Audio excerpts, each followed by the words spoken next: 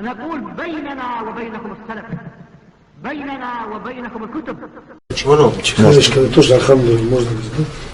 Если намазы чихнешь. Нет. А для, мы массив делаем же на носки, а для женщин есть какие-то облегчения?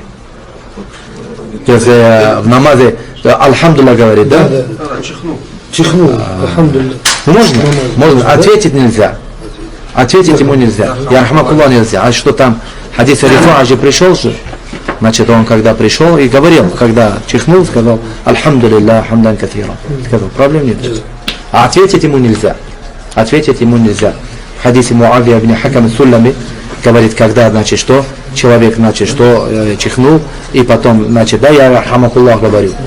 Да, и все, значит, что, все там, говорит, значит, что бьют по коленам. То есть не говори так, да?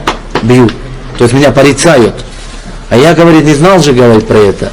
Я им, говорит, хакиляткум уммухатукум, говорит. То есть, чтобы ваши матеря без сыновья остались. Что вы так делаете? Опять начал говорить. Да?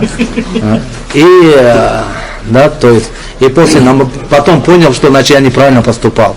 И испугался, говорит, намазы, что теперь пророк там меня будет сейчас ругать будет, там, порицать будет. И после намаза говорит, я не видел, говорит, такого учителя, хорошего, прекрасного учителя до пророка и после пророка не видел, говорит. Он меня не кричал, не ругал, не порицал.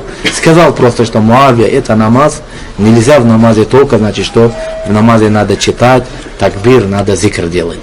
Слова нельзя говорить, такие слова, которые ты говоришь.